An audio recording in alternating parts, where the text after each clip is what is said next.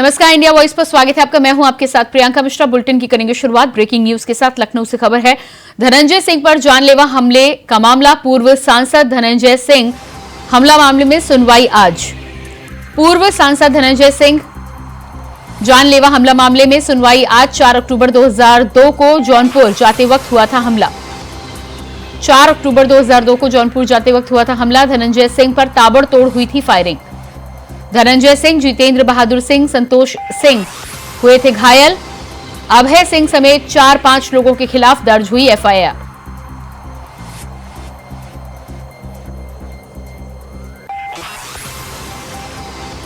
धनंजय सिंह पर ताबड़तोड़ हुई थी फायरिंग।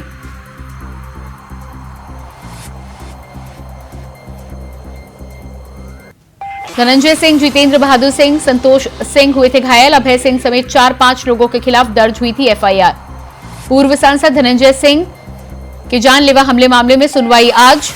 4 अक्टूबर 2002 को जौनपुर में हुआ था हमला।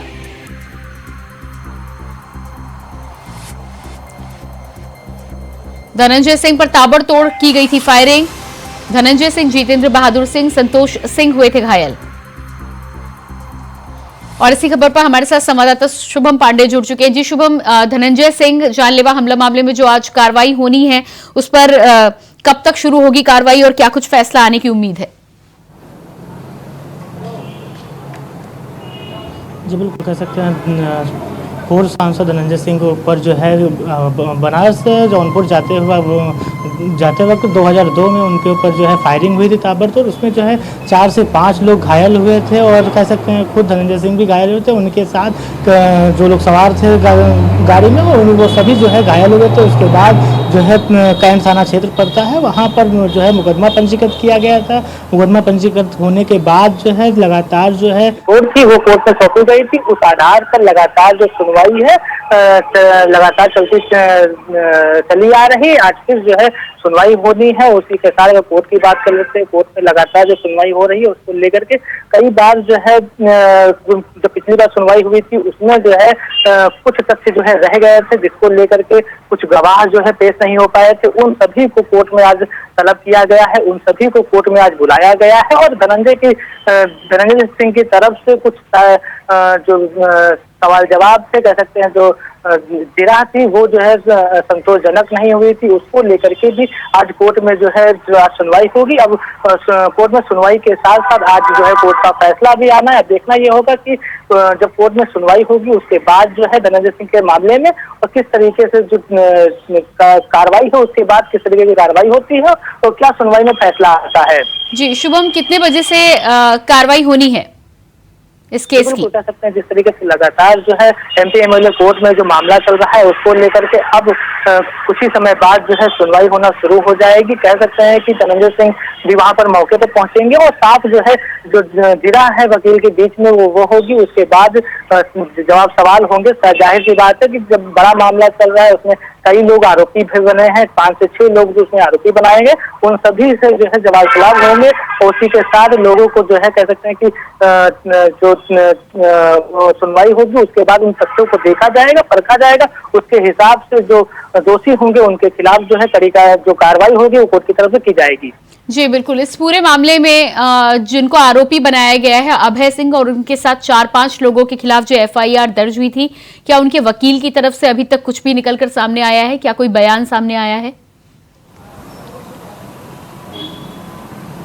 जी बिल्कुल कह सकते हैं अभय सिंह की तरफ से जो वकील है उसकी तरफ से 4 से 5 लोगों को जो है कोर्ट में बुलाया गया है। उनके जो है डॉक्यूमेंट दिए गए हैं कि वो जो है अपनी जिरह करेंगे और उनका जो है बयान सुनेंगे और उसके बाद जो है कह सकते हैं कि कहीं ना कहीं पूरी तरीके से अपने जो अभय सिंह है उनके बचाव में वकील जो है पूरी तरीके से कुछ लोगों को लेकर के बयानबाजी कराएगा और देखना ही होगा उन बयानों को लेकर के कितना जो है उन बयानों में दम होता है, किस हिसाब से क्या चीजें होती, फिर जाकर के जो कोर्ट है अपना जो है निर्णय लेगा। जी शुभम, जिस तरह से काफी पुराना मामला है, ये 2002 का मामला है, आज सुनवाई होनी है। सुनवाई के बाद अभी और भी पेशी हो सकती है या फिर फैसला भी आ सकता है?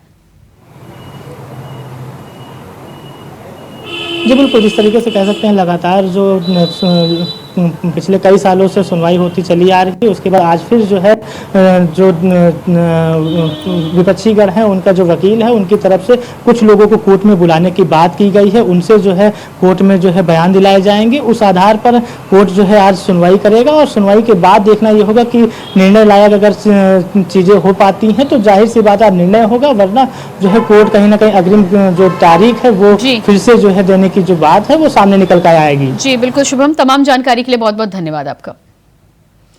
तो जिस तरह से धनंजय सिंह पर जानलेवा हमले के मामले में आज सुनवाई होनी है, हमारे साथ संवाददाता जुड़े हुए थे, जानकारी दे रहे थे कि अब से कुछ ही देर में सुनवाई की शुरुआत हो जाएगी और इसके बाद जिरह होगी, जिरह के बाद फैसला सामने आ सकता है। इसके बाद बात करेंगे अगली खबर की। दिल्ली की शराब नीति केस में सीबीआई और ईडी की जांच का दायरा अब मुख्यमंत्री अरविंद केजरीवाल तक पहुंच चुका है। ईडी ने इस केस में आम आदमी पार्टी के राष्ट्रीय संयोजक और दिल्ली के मुख्यमंत्री अरविंद केजरीवाल को पूछताछ के लिए नोटिस भेजा है। ईडी ने केजरीवाल को 2 नवंबर को पेश होने के लिए कहा है। इससे पहले इसी केस में सीबीआई ने अप्रैल में केजरीवाल से करीब 9.5 घंटे तक की पूछताछ की थी। वहीं इस पूरे मामले में आम आदमी पार्टी ने बीजेपी और केंद्र सरकार पर हमला बोलते हुए उनकी पार्टी को खत्म करने के आरोप लगाने की बात कही है, तो वहीं बीजेपी ने इस मामले में पलटवार करते हुए जांच को सही ठहराया है। दिल्ली के मुख्यमंत्री अरविंद केजरीवाल और आम आदमी पार्टी के राष्ट्रीय संयोजक अरविंद केजरीवाल जी को ईडी ने समन किया है। हर तरफ से खबर आ रही है कि 2 नवंबर को जब अरविंद केजरीवाल को बुलाएंगे तो ईडी उनको भी अरेस्ट करके जेल में डाल देगी। आज भारतीय जनता पार्टी और प्रधानमंत्री नरेंद्र मोदी जी आम आदमी पार्टी को खत्म करना चाहते हैं। यही कारण है कि एक के बाद एक झूठे केस बनाकर, झूठे आरोप लगाकर आम आदमी पार्टी के नेताओं को गिरफ्तार किया जा रहा है और जेल में डाला जा रहा है। आम आदमी पार्टी के संयोजक और दिल्ली के मुख्यमंत्री अरविंद केजरीवाल को 2 नवंबर को जब गिरफ्तार किया जाएगा, वो इसलिए नहीं किया जाएगा कि उनके खिलाफ कोई केस है, उनके खिलाफ कोई सबूत है। उनको इसलिए गिरफ्तार किया जाएगा क्योंकि प्रधानमंत्री नरेंद्र मोदी जी को अरविंद केजरीवाल से डर लगता है। तो अब भारतीय जनता पार्टी और प्रधानमंत्री नरेंद्र मोदी जी को पता है कि वो चुनाव में अरविंद केजरीवाल को, आम आदमी पार्टी को नहीं हरा सकते हैं।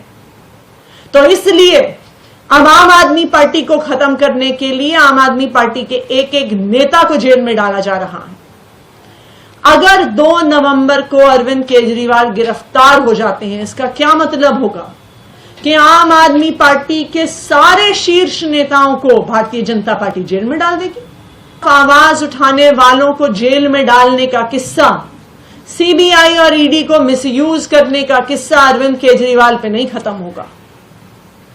अरविंद केजरीवाल को जेल में डालने के बाद विपक्ष के जो एक नेता हैं, इंडिया अलायंस के जो एक नेता हैं, उनको भी जेल में डाला जाएगा।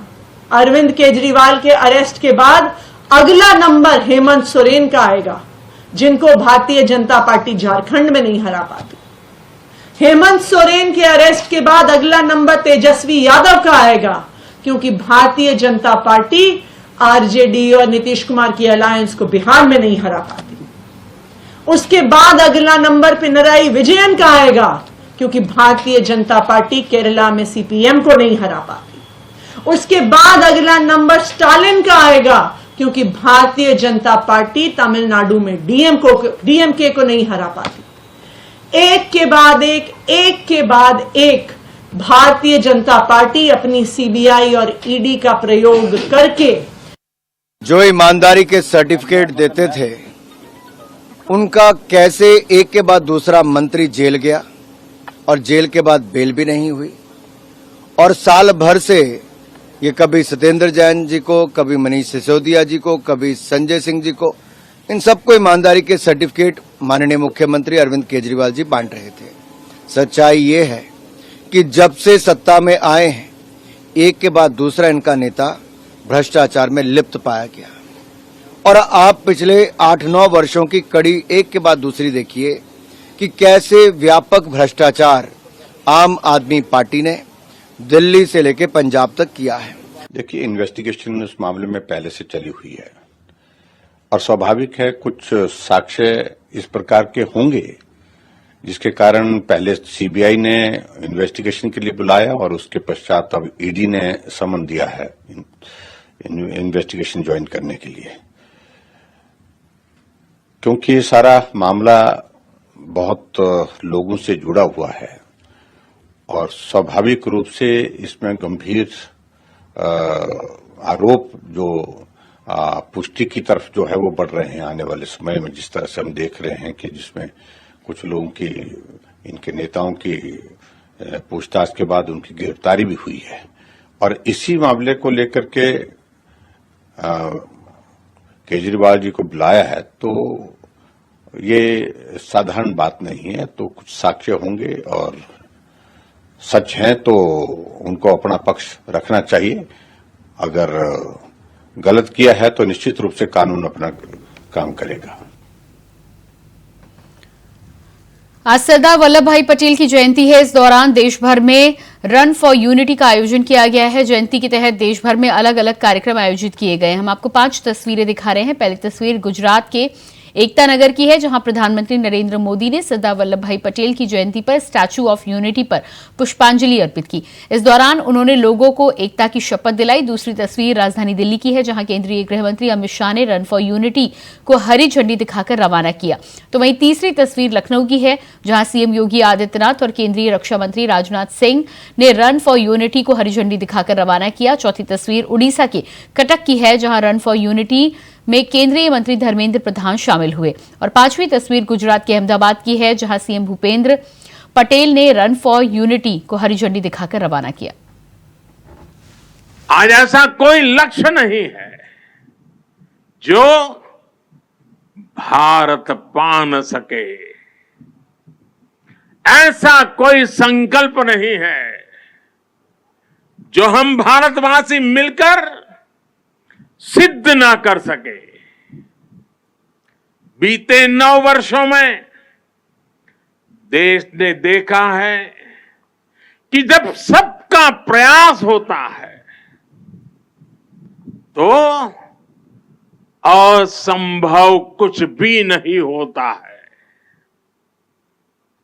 किसने सोचा था कि कभी कश्मीर आर्टिकल 370 से मुक्त भी हो सकता है, लेकिन आज कश्मीर और देश के बीच आर्टिकल 370 की वो दीवार गिर चुकी है। सरदार साहब जहां भी होंगे सबसे ज्यादा प्रसन्नता अनुभव करते होंगे और हम सबको आशीर्वाद देते होंगे। आज कश्मीर के मेरे भाई बहन आतंकवाद के साए से बाहर आकर खुली हवा में सांस ले रहे हैं। देश की एकता के रास्ते में हमारी विकास यात्रा में सबसे बड़ी रुकावट है तुष्टीकरण की राजनीति।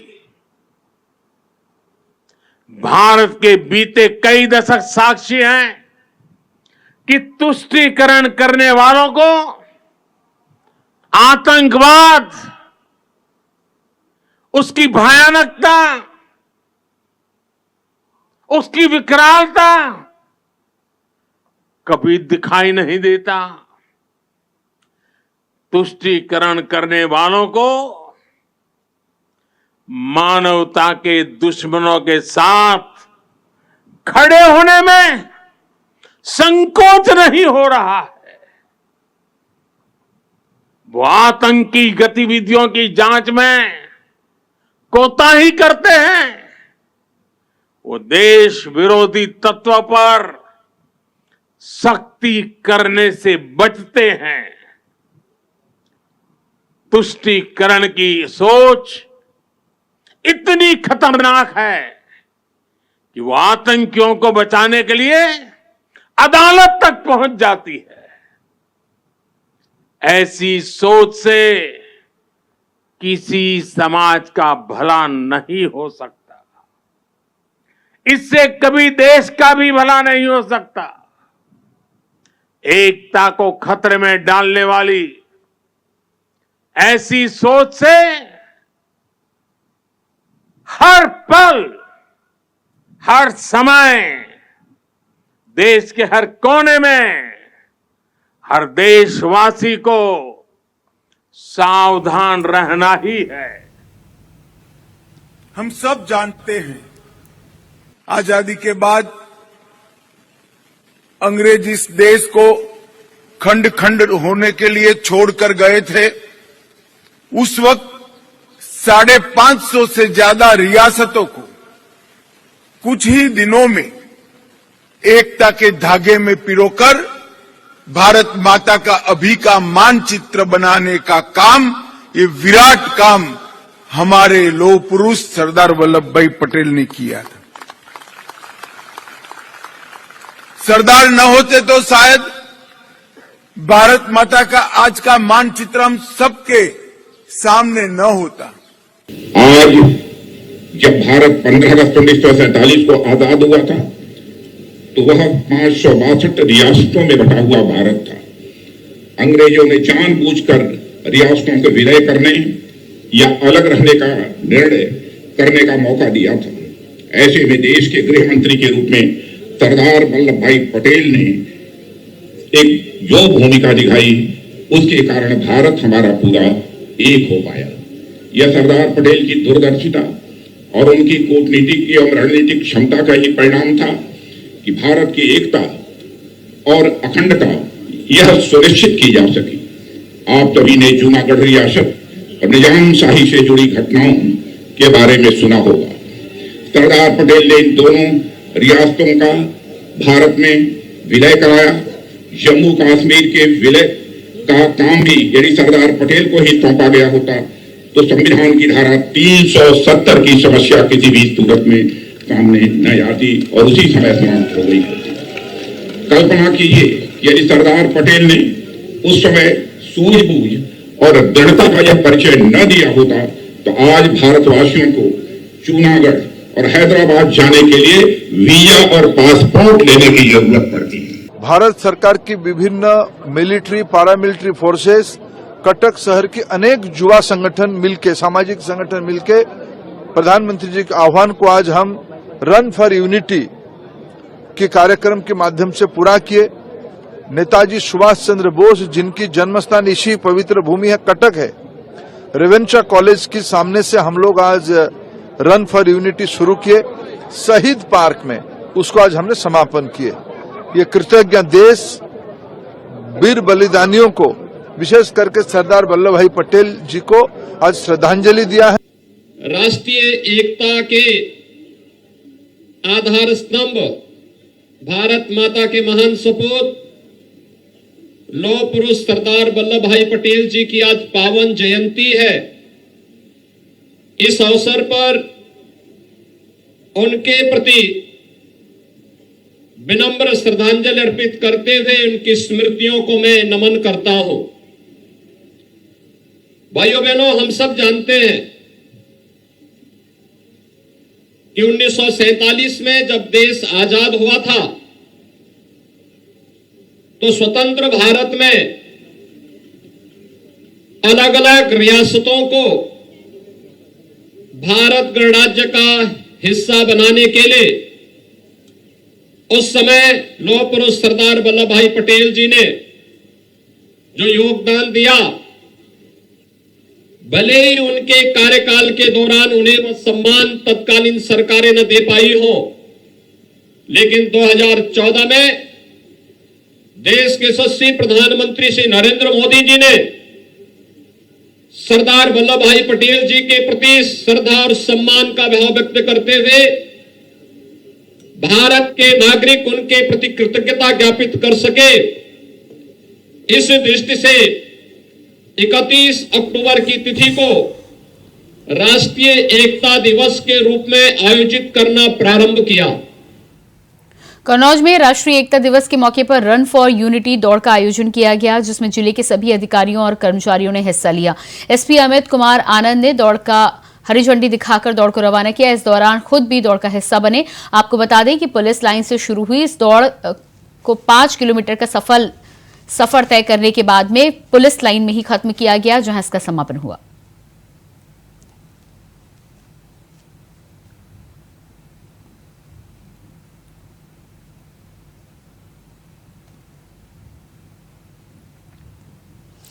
बुंदेलखंड का महोबा वर्षों से पानी का संकट झेल रहा था। महोबा में जल जीवन मिशन के नए आयाम स्थापित हो रहे हैं। बुंदेलखंड की प्यास मिटाना पीएम मोदी और सीएम योगी की पहली प्राथमिकता है। जिंदगी में खाने से ज्यादा पानी का महत्व है। वो कहते हैं ना कि जल ही जीवन है। इंसान खाने के बगैर तो रह सकता है, लेकिन पानी के बगैर ज्यादा दिन जिंदा नहीं रह सकता। जीवन में पानी के इस महत्व को समझते हुए केंद्र सरकार ने जल जीवन मिशन की शुरुआत की है, जिसको उत्तर प्रदेश की योगी सरकार तेजी से उतारने का काम कर रही है। यूपी में साल 2024 तक 2,62,29,815 परिवारों तक घरेलू नल कनेक्शन उपलब्ध कराना है। इसी कड़ी में महोबा में भी काम किया जा रहा है।